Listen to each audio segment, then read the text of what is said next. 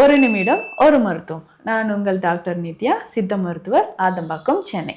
வெந்தயம். வெந்தயத்தை பொறுத்த வரைக்கும் நிறைய மருத்துவ குணங்கள் இருக்கு. ஹீமோகுளோபின் லெவல் இன்க்ரீஸ் ஆகிறதுக்கு வெந்தயம் ரொம்ப ரொம்ப யூஸ்ஃபுல்லாக இருக்கும். வெந்தயம் எப்படி பயன்படுத்தலாம்னு நான் சொல்கிறேன். இதனோட நெல்லிக்காய் தேவைப்படுது. நெல்லிக்காய், முழு நெல்லிக்காய் நமக்கு தேவை. இல்லைன்னா நெல்லிக்காய் பொடியாக நீங்கள் எடுத்துக்கலாம். வெந்தயத்தை ஒரு ஸ்பூன் அளவு எடுத்து நைட்டே ஊற வச்சுட்டு இதை பேஸ்ட் மாதிரி அரைச்சி இதனோட நெல்லிக்காய் பொடியும் சேர்த்து நல்லா மிக்ஸ் பண்ணி ஒரு ஸ்பூன் சாப்பிட்டு தண்ணி குடிச்சிருங்க.